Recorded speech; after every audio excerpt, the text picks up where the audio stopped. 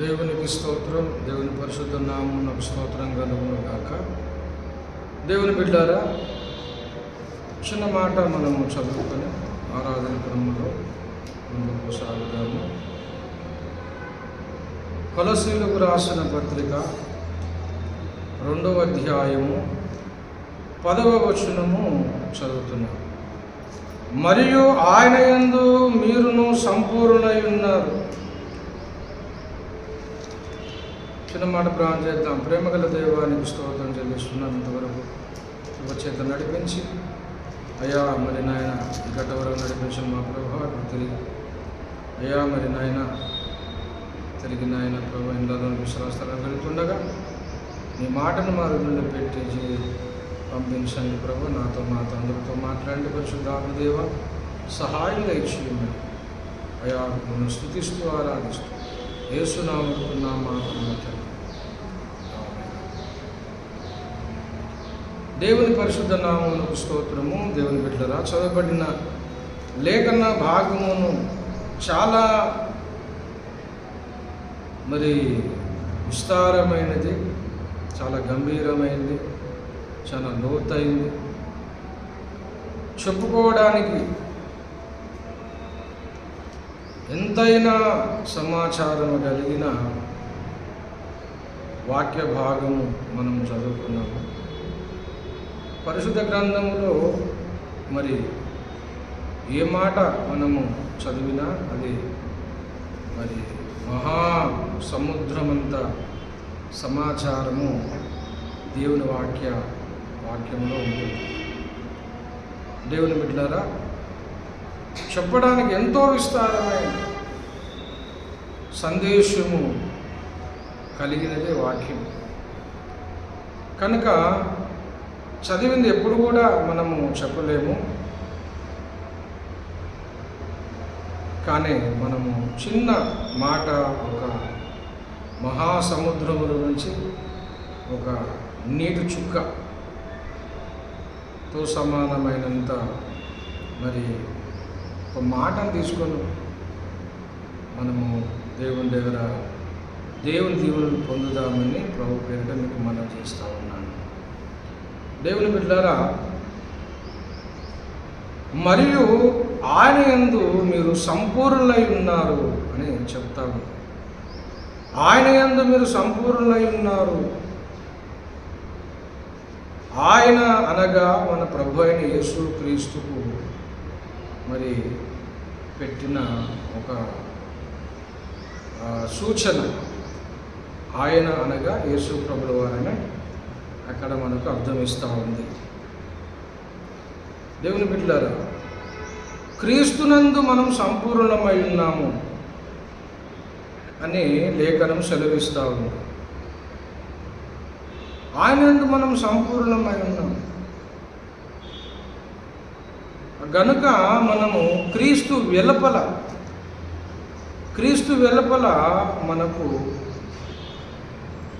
మనము ఏది కూడా మనము పొందలేము. క్రీస్తుకు వెలుపల మనం ఏం పొందలేము. క్రీస్తులోనే సమస్తము ఉన్నవి. దేవుని బిడ్డలారా, క్రీస్తులోనే సమస్తము. బుద్ధి జ్ఞానములు సర్వ సంపదలు ఆయన యందు గుప్తమై ఉన్నవి అని లేఖనమే సెలవిస్తూ ఉంది. దేవుని బుద్ధి జ్ఞానములు సర్వ సంపదలు ఆయనలో గుప్తమై ఉన్నవి. కనుక ఆయనలోనే సమస్తం ఉంది. కనుక ఆయనకు మనము ఆయనలోనే అన్నీ పొందగలుగుతాం. దేవుని బిడ్డలారా, ఈ కొలసీ పత్రికలో ఉన్న ఒక ఉద్దేశమును మనం గమనించినట్లయితే, కొలసీ పత్రిక పౌలు ఖైదులో ఉన్నప్పుడు రాశాడు. ఈ సంఘాన్ని పౌలు భక్తుడు దర్శించలేదు. కేవలము ఆయనకు అందిన సమాచారం ప్రకారమే మరి కొలసీ పత్రిక ఉద్దేశించి రాసినట్లు మనము గమనించగలం. కనుక దేవుని బిడ్డలారా,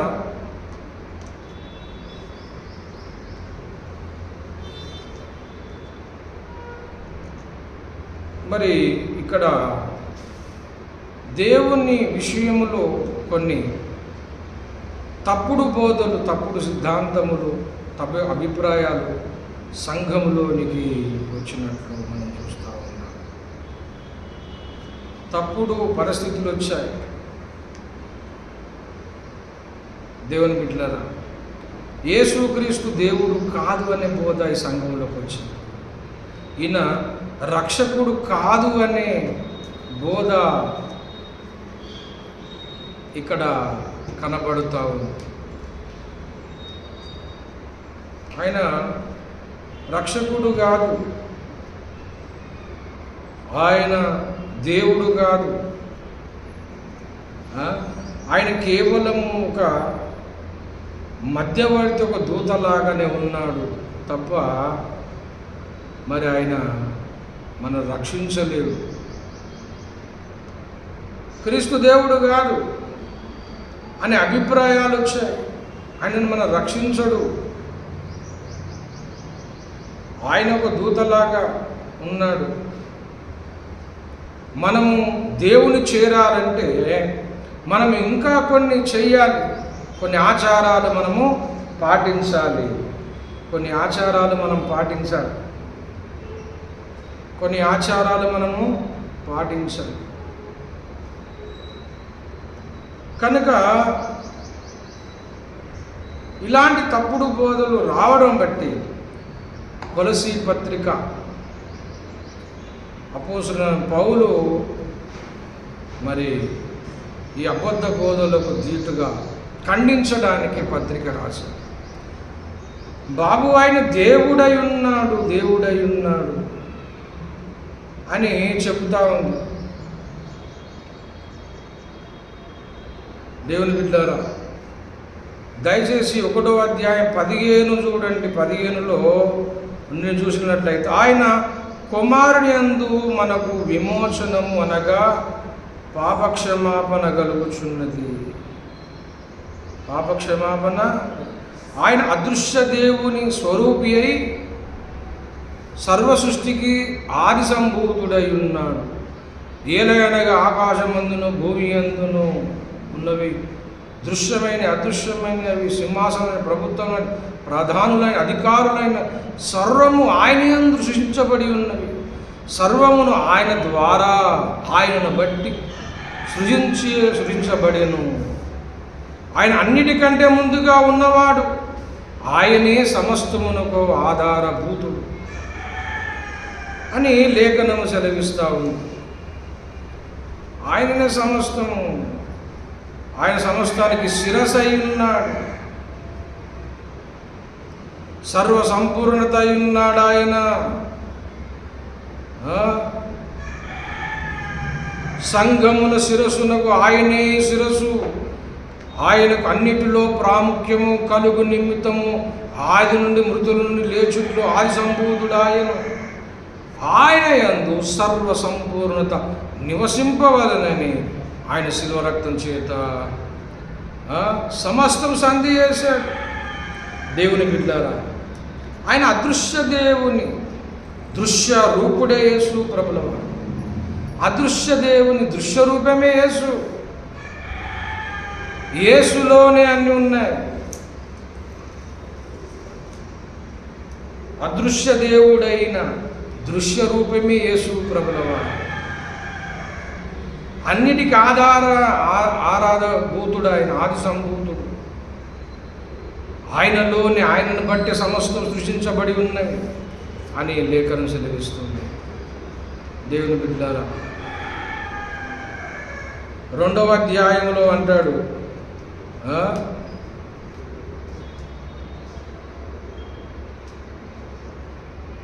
దేవుని మర్మమైన క్రీస్తును స్పష్టముగా తెలుసుకున్న వారు తన హృదయములో ఆదరణ పొందవాలని వారందరినీ కొరకు పోరాడుచున్నాం.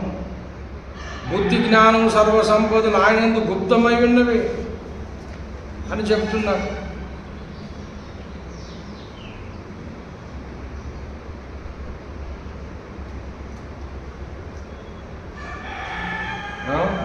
ఆయన వల్ల మనం కట్టబడుచున్నాము.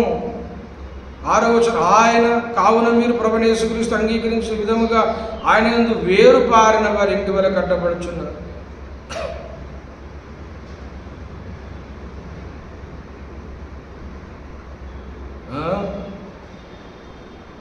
తర్వాత మీరు నేర్చుకొనిన ప్రకారం ఇంటి వల్ల కట్టబడచ్చు. మీరు నేర్చుకొనిన ప్రకారం విశ్వాసమందు స్థిరపరచబడుతూ కృతజ్ఞతాస్తులు చెల్లించుటయందు విస్తరించుచు ఆయన యందు నడుచుకుని, ఆయన యందు నడుచుకుని, ఆయనలో ఉండండి.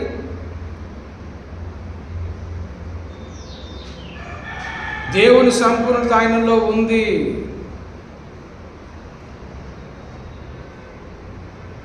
దేవుని బిడ్డలారా, ఆయన శిలువ ద్వారానే సమస్త బంధకం, పాప బంధకాలను తీసేశాడు. ఆయన శిలువ ద్వారా పాప బంధకం తొలగించాడు కనుక 8వ వచనం అంటాడు, ఆయనను అనుసరింపక మనుషుల పారంపర్య ఆచారములు కనుక ఈ లోక సంబంధమైన మూల పాఠములను అనుసరించి మోసకరమైన నిరర్ధక తత్వ జ్ఞానము మిమ్మును చెరపట్టుకొని పోవాడెవడైనా ఉండునేమో అని జాగ్రత్తగా చూసుకునుడి. ఏలయనగా దేవత్వము యొక్క సర్వ పరిపూర్ణత శరీరముగా క్రీస్తునందు నివసించుచున్నది.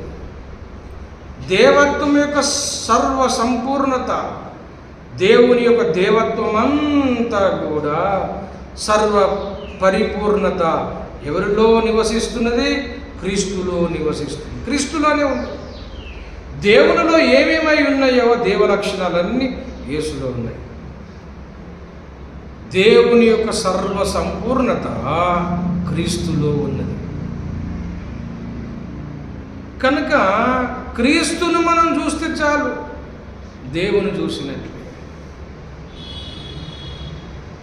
క్రీస్తు యొక్క సంపూర్ణత మనము తెలుసుకుంటే చాలు. ఆ సంపూర్ణత అది దైవత్వములో ఉన్నది కనుక దేవుని బిడ్డలారా, దేవునితో మనము సమాధాన పరచబడాలనుకున్న వానికి యేసు చాలు. నేను దేవుని చేరాలి, దేవుని బిడ్డను కావాలి అంటే ఏం చేయాలి? దేవుని బిడ్డను కావాలంటే ఏం చేయాలి? ఎలాంటి పూజ, ఆచార, క్రతువులు,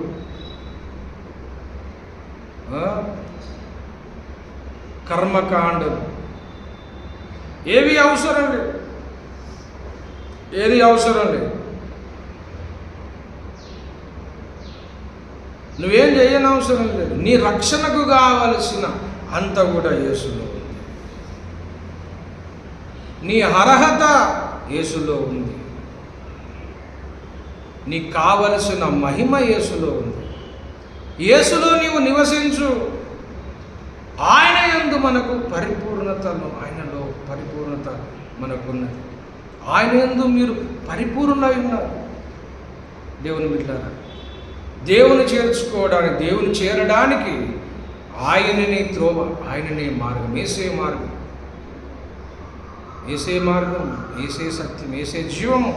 ఆయనకి వెలుపల మనకెక్కడ ఏమి దొరకదు. దేవునికి మార్గం యేసులోనే అన్నీ ఉన్నాయి. దేవుని బిడ్డలారా, ఏవి ఆచరించని అవసరం లేదు. ఏవి ఆచరించని అవసరం లేదు. దేవుని బిడ్డలారా, ఏవి ఆచరణ చేయని అవసరం లేదు. 2వ అధ్యాయం 16వ వచనం, కాబట్టి అన్నపాన విషయంలోనైనను, పండగ, అమావాస్య, విశ్రాంతి దినం వాటి విషయములోనైనను మీకు తీర్పు తీర్చ ఎవరికి అవకాశం ఇవ్వకూడి. ఇవన్నీ పాటించిన అవసరం లేదు. దినములు ఆచరణ పాటించిన అవసరం లేదు. అవన్నీ కూడా క్రీస్తులోనే ఉన్నాయి. యేసులోనే అవన్నీ ఉన్నాయి. అమావాస్య, విశ్రాంతి దినము, పండుగ, అన్నపానము, ఇవన్నీ కూడా క్రీస్తులోనే ఉన్నాయి. క్రీస్తులే ఉన్నాయి. నేనే అన్నమునన్నాడు యేసు ప్రభువుల. దేవుని బిడ్డలారా, నేనే విశ్రాంతిని అన్నాడు. ఆయనలో ఉన్నవానికి ప్రతిదినము విశ్రాంతి. క్రీస్తులో ఉన్నవానికి దేవుని బిడ్డలారా, ఇంకా ఏమీ పాటించని అవసరం లేదు. కనుక మనను సంపూర్ణంగా చేసేసాడు అన్నమాట. మనం సంపూర్ణని పిలుస్తూ ఉన్నాడు. క్రీస్తులో మనము సంపూర్ణులను. అయ్యో నేనేం చేయాలి, ఎలా దేవుని మార్గంలోకి వెళ్ళి దేవుని ఎలా చేరాలి, నేనేమైనా ప్రయత్నం చేయాలా, స్వప్రయత్నం ఏమి చేయాలా, నీతిగా బతకాలా, నియమ నిష్టలు ఏమైనా పాటించాలా, ఏమైనా వ్రతాలు మతాలు పూజలు కర్మకాండలు ఏమైనా చేయాలా అనే అవసరమే లేదు. నీకు బదులుగా శిలువలో అవన్నీ కూడా యేసయ్య చేసేసాడు. నీ నీతి యేసయ్యని, నీ పరిశుద్ధత యేసయ్యని, నీ జ్ఞానం యేసయ్యని, నీ విమోచన యేసయ్యని. ఆయనలోనే అన్నీ ఉన్నాయి, క్రీస్తులోనే అన్నీ ఉన్నాయి. క్రీస్తును అంగీకరించగలిగితే దేవుని బిడ్డలారా, క్రీస్తును అంగీకరించగలిగితే ఆయనలోనే అన్నీ దొరుకుతాయి, అన్నీ నువ్వు పొందగలుగుతావు. క్రీస్తులో నువ్వు సంపూర్ణుడివి, క్రీస్తులో సంపూర్ణుడు. నీకు నీవుగా, నాకు నేనుగా సంపూర్ణునిగా, కానీ క్రీస్తును ధరించుకున్న నువ్వు నేను సంపూర్ణులుగా చూస్తాడు ఆయన. క్రీస్తులో ఉన్నవాడిని సంపూర్ణంగా దేవుడు చూస్తాడు. ఎందుకో తెలుసా? నువ్వు చేయవలసినవన్నీ నీకు బదులుగా యేసయ్య చేశాడు. నీకు కావలసినదంతా యేసయ్య ఇచ్చేశాడు దేవుడికి. మనం ఏమేం చేయాలో అన్ని యేసయ్య మనకు బదులుగా చేశాడు.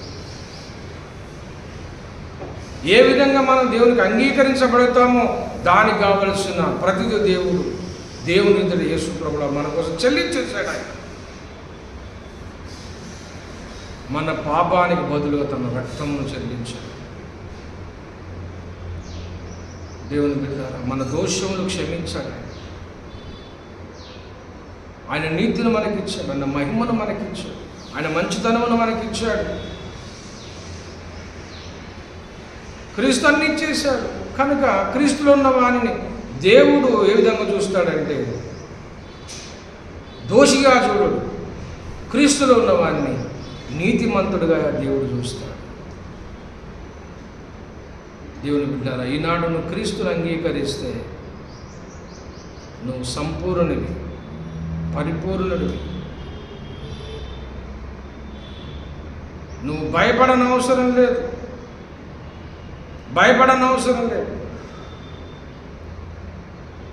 ఇంకా ఏం చేయాలి నేను మోక్షానికని చింతించని అవసరం లేదు. యేసుని ఒక్కని అంగీకరిస్తే నీకు జయం కలుగుతుంది. దేవుని బిడ్డ,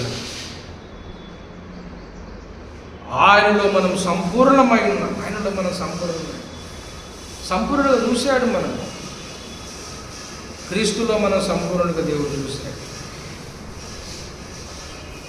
క్రీస్తులో సంపూర్ణం అంటే మనం సంపూర్ణమైనమా, పరిపూర్ణమైనమంటే మనము చూసుకుంటే సంపూర్ణం కాలేదు. కానీ క్రీస్తును చూస్తే, క్రీస్తులో చూస్తే, క్రీస్తు ద్వారా చూస్తే, క్రీస్తు గుండా చూస్తే మనం సంపూర్ణం. ఒక దినం సంపూర్ణం అవుతాం. కనుక మనం సంపూర్ణం అన్నాడు. దేవుని బిడ్డలారా, అట్టి మహిమను యేసయ్య మనకిచ్చాడు. మనం సంపూర్ణులుగా దేవుడు చూస్తూ ఉన్నాడు. కనుక మత్తయి సువార్త 5:48 ఒక మాట ఉంది చూడండి. మత్తయి సువార్త 5:48 అక్కడ ఒక మాట మనకు కనబడతా ఉంది. మనకందరికీ తెలిసిన వాక్య భాగమే. 5:48 మీరు పరలోకపు తండ్రి పరిపూర్ణుడు గనక మీరును పరిపూర్ణులుగా ఉండెదరు. దేవునికి స్తోత్రం కలుగుతుంది. మీ పరలోకపు తండ్రి పరిపూర్ణుడు గనక మీరును పరిపూర్ణులుగా ఉండెదరు.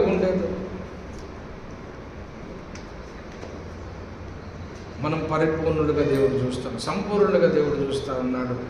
కనుక క్రీస్తులో ఉన్నవారు ధన్యులం, అదృష్టవంతులు.